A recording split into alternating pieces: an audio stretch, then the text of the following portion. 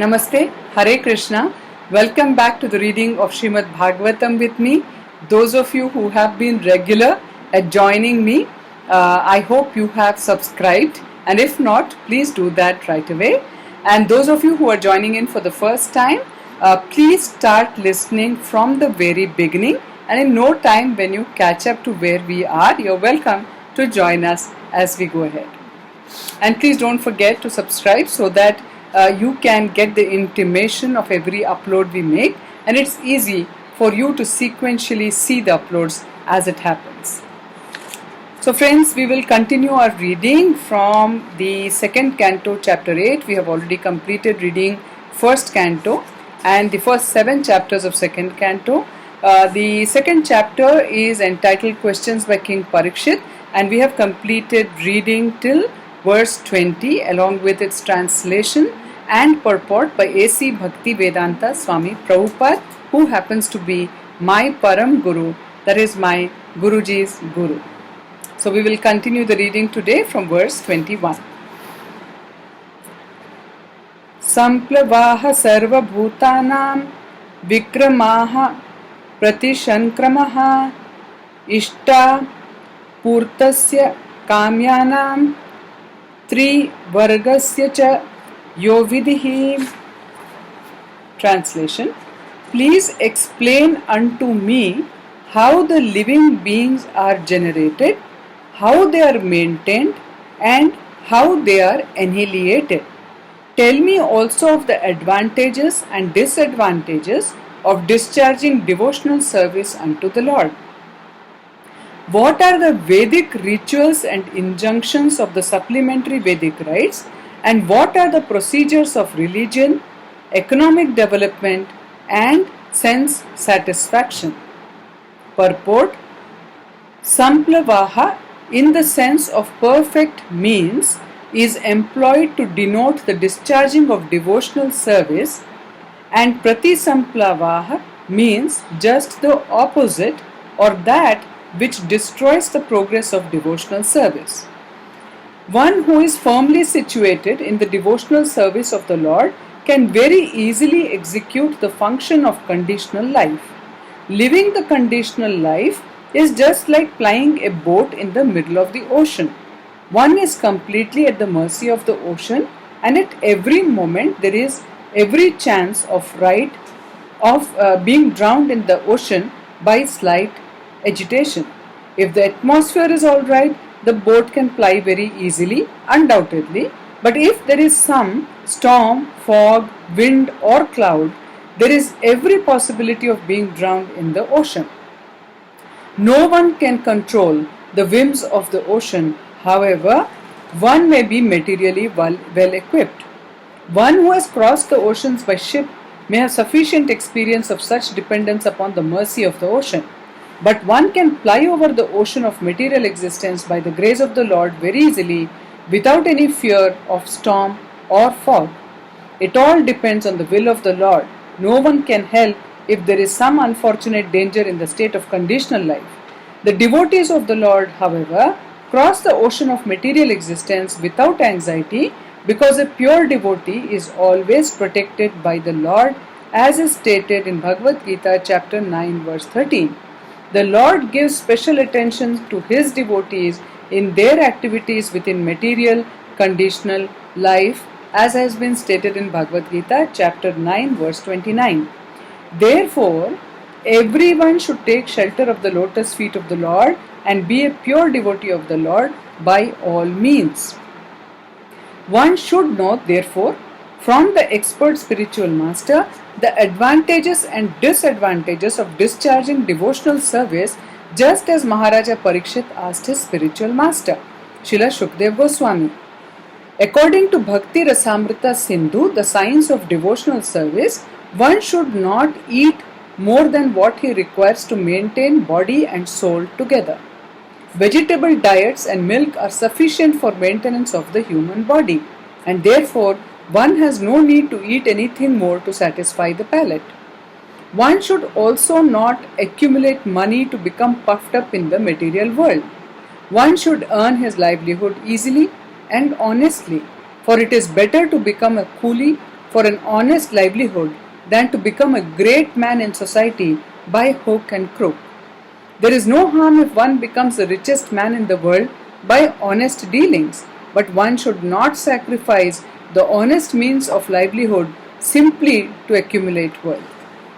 Such an endeavor is harmful to devotional service. One should not talk nonsense. A devotee's business is to earn the favor of the Lord. Therefore, a devotee should always glorify the Lord in his wonderful creations. A devotee should not decry the creation of the Lord, defying him by saying that he has created a false world. The world is not false. Factually, we have to take so many things from the world for our maintenance. So how we can say that the world is false? Similarly, how can one think of the Lord as being without form?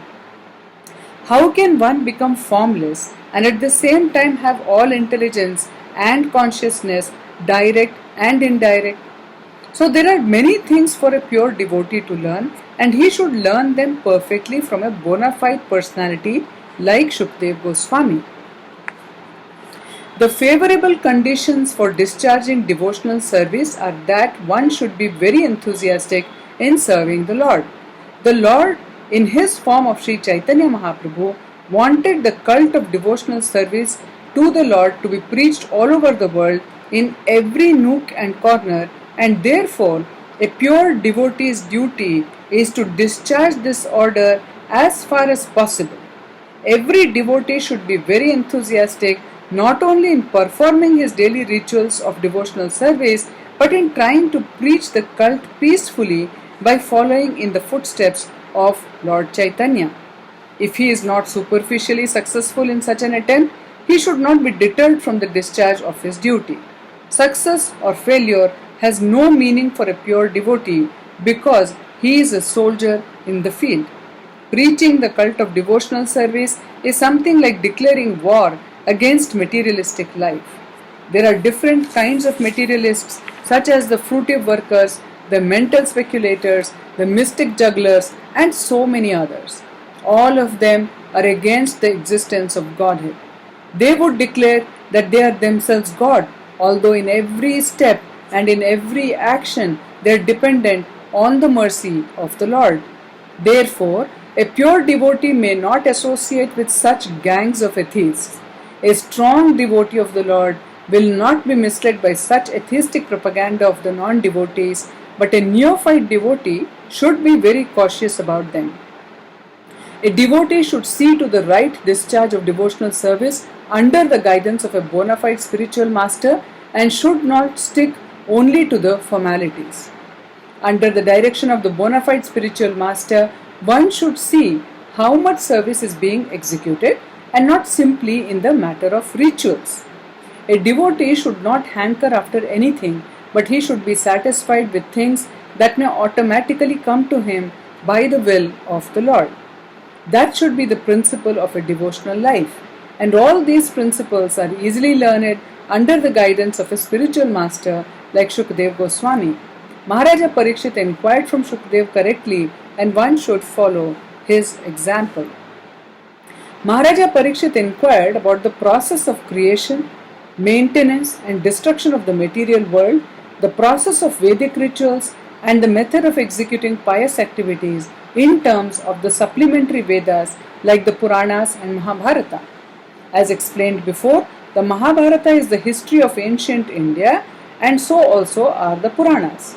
Pious acts are prescribed in the supplementary Vedas or Smritis, which specifically mention digging tanks and wells for the water supply of the people in general, to plant trees on the public roads, to construct public temples and places of worship of God, to establish places of charity where the poor destitutes can be provided with foodstuff, and similar activities are called purta.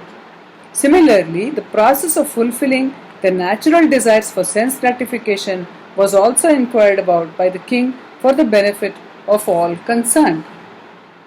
Verse 22. Yo vanushainam sargaha pashandasya cha sambhavaha atmano bandha mokshaucha vyavasthanam swarupataha. Translation: Please also explain how, merged in the body of the Lord, living beings are created and how the infidels appear in the world. Also, please explain how the unconditioned living entities exist. Purport: The progressive devotee of the Lord must inquire from the bona fide spiritual master how living entities merged in the body of the Lord again come back at the time of creation. There are two kinds of living entities. There are the ever liberated, unconditional living beings as well as the ever conditioned living beings. Of the ever conditioned living beings, there are two divisions. They are the faithful and the infidels. Of the faithful, there are again two divisions, namely the devotees and the mental speculators. The mental speculators desire to merge into the existence of the Lord or to become one with the Lord, whereas the devotees of the Lord desire to keep separate identities and constantly engage in the service of the Lord. The devotees who are not fully purified, as well as the empiric philosophers, become conditioned again during the next creation for further purification. Such conditioned souls become liberated by further progress of devotional service to the Lord. Maharaja Parikshit asked all these questions from the bona fide spiritual master in order to become fully equipped in the science of God. With this, we'll conclude the reading for today, friends. I'll see you all again very soon. Till then, take care. Hare Krishna.